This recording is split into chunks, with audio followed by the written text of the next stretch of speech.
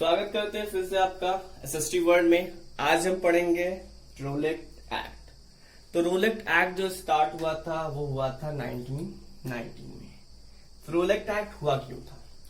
क्योंकि जो इंडियंस की पॉलिटिकल एक्टिविटीज थी ब्रिटिशर्स के अगेंस्ट वो काफी बढ़ चुकी थी। तो ब्रिटिशर्स उसको सप्रेस करना चाहते थे या पॉलिटिकल एक्टिविटीज इंडियंस के थ्रू बंद कराना चाहते थे। तो उन्होंने लॉन्च किया एक रोलेट एक्ट। तो रोलेट एक्ट अगर आपके एग्जाम में आएगा तो ये आएगा सिर्फ 3 पॉइंट है। अब देखते हैं कौन कौन से 3 पॉइंट है रोलेट एक्ट के लिए। पहला पढ़ते हैं, इसको पास किसने किया था? तो it was passed through the imperial legislative council. It was passed through imperial legislative council. पर अगर यहाँ पे आप देखेंगे सारे जो इंडियंस थे उन्होंने अपोज किया था। Opposition of United Indian members. तो सारे इंडियंस ने अपोज किया, फिर भी इंपीरियल लेजिस्लेटिव काउंसिल ने इसको पास कर दिया। दूसरा पॉइंट क्या है कि गवर्नमेंट को इसमें एक्स्ट्रा पावर मिल गई। It gave government extra power. किस लिए? टू सप्रेस, और ये कह सकते हैं या तो repress political activities. To repress political activities।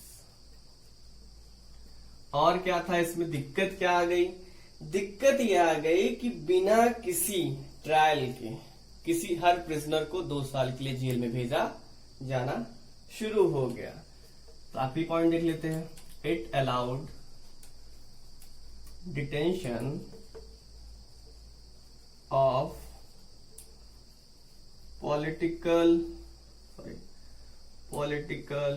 prisoner without trial for 2 years। मतलब बिना किसी ट्रायल के अगर कोई भी इंडियन किसी भी पॉलिटिकल एक्टिविटीज में इन्वॉल्व है तो उसको 2 साल के लिए जेल में भेजा जाएगा। ये था हमारा रोलेट एक्ट। तो महात्मा गांधी जी ने जब रोलेट एक्ट के बारे में सुना, उन्होंने कहा आप छोटा मोटा मूवमेंट नहीं करेंगे, अब हम कुछ बड़ा करेंगे। तो उन्होंने कहा हम रोलेट एक्ट के अगेंस्ट अपना एक अलग सत्याग्रह करेंगे, जिसको उन्होंने नाम दिया रोलेट सत्याग्रह। अब पढ़ते हैं रोलेट सत्याग्रह क्या था। तो लिख दो पहले आपके लिए रोलेट सत्याग्रह। रोलेट सत्याग्रह हुआ कब? 6 अप्रैल 1919, मतलब जस्ट रोलेट एक्ट के बाद। तो पहला पॉइंट तो हमारा यही हो जाएगा कि इट वॉज स्टार्टेड ऑन और इट वॉज लॉन्च्ड ऑन 6 अप्रैल 1919। तो इसमें हुआ क्या? ये बिगिन कैसे हुआ? बिगिन हुआ एक हड़ताल से। हड़ताल मतलब पता है, धरने बैठ जाओ, भूख हड़ताल बैठ जाओ। काफी बार टीवी या फिर मूवीज में या फिर वेब सीरीज में किसी में देखा होगा हड़ताल के बारे में। अगर नॉर्मल से हड़ताल का लेना हो इंग्लिश वर्ड तो हम कह सकते हैं प्रोटेस्ट। नेक्स्ट देखते हैं इसमें हुआ क्या या फिर महात्मा गांधी ने कैसे इसको स्टार्ट कराया। तो इस मूवमेंट के अंडर में लोगों ने क्या किया? इन्होंने रैलीज ऑर्गेनाइज स्टार्ट कर दी। लोगों ने रैलीज ऑर्गेनाइज की काफी सारी जगह पे। रैलीज ऑर्गेनाइज करके अपना जो कह सकते हो कि अपनी जो रोल था उसको रोलेट एक्ट में दिखा रहे थे। तो कंट्री के डिफरेंट पार्ट में बहुत सारी रैलीज निकाली गई। ठीक, थर्ड पॉइंट देखते हैं क्या है। थर्ड पॉइंट है वर्कर्स ने अपना काम बंद कर दिया। Workers went on strike.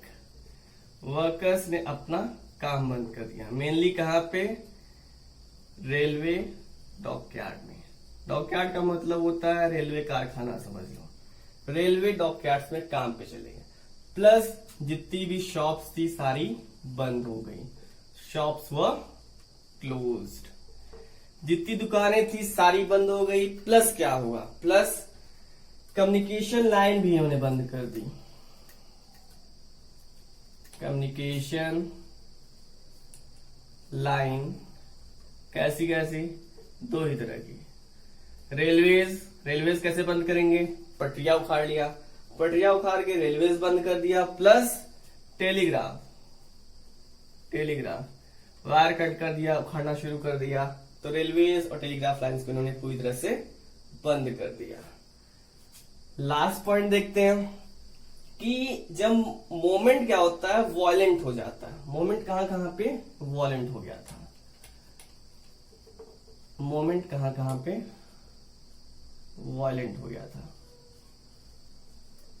तो मोमेंट अगर देखते हैं वॉयलेंट हो गया था कहां कहां पे, तो वो मेनली हमारी तीन मेन जगह थी। एक थी हमारी दिल्ली, दूसरा था हमारा कोलकाता, तीसरा था हमारा बॉम्बे। तो आज का कोलकाता, कल का कलकत्ता है। तो ये हो गए हमारे 5 पॉइंट रूल एक्ट में। मूवमेंट जो बिगेन हुआ हड़ताल से हुआ, प्लस लोगों ने रैलीज ऑर्गेनाइज की कंट्री के डिफरेंट पार्ट में, प्लस अगर हम देखते हैं इन्होंने कम्युनिकेशन लाइन ब्रेक कर दी पूरी तरह से, रेलवेज और टेलीग्राफ वर्कर्स काम करना बंद कर दिया, स्ट्राइक पे चले गए, रेलवे डॉकयार्ड्स बंद कर दिए गए, शॉप्स जो थी वो क्लोज कर दी गई। कहीं कहीं पे मोमेंट हमें वॉयलेंट मिलता है। तो मोमेंट वॉयलेंट होने की वजह क्या थी, क्योंकि महात्मा गांधी की तो आइडियोलॉजी यही है, नॉन वायलेंस एंड ट्रुथ। तो मोमेंट जो वॉयलेंट हुआ वो इसलिए हुआ क्योंकि कंफ्यूजन हो गई थी डेट में कंफ्यूजन होने की वजह से लोग समझ नहीं पाए मोमेंट स्टार्ट कब करना है, जिसकी वजह से कहीं कहीं पे हमें मोमेंट वॉयलेंट दिखता है। अगर अब मोमेंट वॉयलेंट हुआ है तो ब्रिटिशर्स का भी कुछ रिस्पॉन्स आएगा, ब्रिटिशर्स भी तो कुछ करेंगे ही मोमेंट के लिए। अब ब्रिटिशर्स का जब रिस्पॉन्स आएगा उसके लिए इंडियंस का रिस्पॉन्स आएगा। अब देखते हैं ब्रिटिशर्स का रिस्पॉन्स क्या था रूल एक्ट सत्याग्रह को लेके।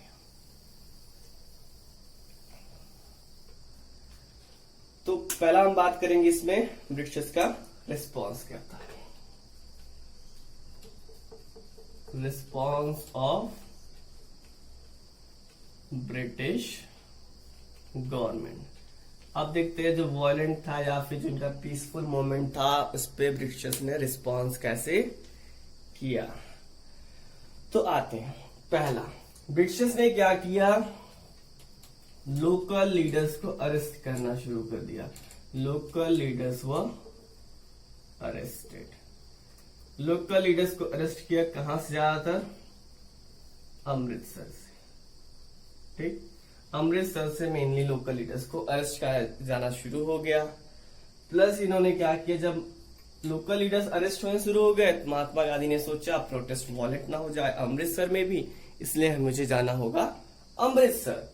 पर ब्रिटिशर्स ने क्या किया, गांधी को बैन कर दिया दिल्ली में इंटर करने से ही। हमारा सेकंड पॉइंट यही होगा, Gandhi ji was bad from entering in Delhi. तो आप सोचोगे जब दिल्ली नहीं गए तो कहां गए, तो उस टाइम इनको भेज दिया गया था बॉम्बे। नेक्स्ट क्या हुआ, 10 अप्रैल 1919। 10 अप्रैल 1919 को अमृतसर में क्या हुआ, 10 अप्रैल 1919 को अमृतसर में क्या हुआ, पीसफुल प्रोटेस्टर्स पे फायरिंग हो गई। किसने की होगी पता ही है, ब्रिटिशर्स ने। जब ब्रिटिशर्स ने फायरिंग कर दी तो मोमेंट पीसफुल ना होके क्या हो गया, वॉयलेंट। जब वॉयलेंट हो गया तो इन्होंने अटैक कर दिया किस पे, पुलिसमैन्स पे। जब पुलिसमैन्स पे अटैक कर दिया वहां पे तो टोटल 5 ब्रिटिश सोल्जर्स की डेथ हो गई। जब 5 ब्रिटिश सोल्जर्स मारे गए तो ब्रिटिशर्स को लगा कि अब लोकल पुलिस क्या कर सकते हो, सिचुएशन कंट्रोल के बाहर है। जब उनके सिचुएशन कंट्रोल के बाहर है तो वहां पे अब मार्शल लॉ इम्पोज कर दिया गया। अब बताते हैं आपको मार्शल लॉ क्या है, क्योंकि अब पहले तो हम पढ़ चुके हैं कि कैसे पीसफुल मूवमेंट था, कहीं कहीं पे वॉयलेंट होने की वजह से ब्रिटिशर्स ने भी अमृतसर में फायरिंग कर दी। जब ब्रिटिशर्स ने फायरिंग कर दी उसके रिस्पॉन्स में भीड़ क्या थी, जो पीसफुल डिमॉन्स्ट्रेटर्स थे वो भड़क गए। मूवमेंट पीसफुल ना होके वॉयलेंट मूवमेंट में कन्वर्ट हो गया। जब मूवमेंट वॉयलेंट हो गया तो उसमें लोगों ने पुलिसमैन पर अटैक कर दिया।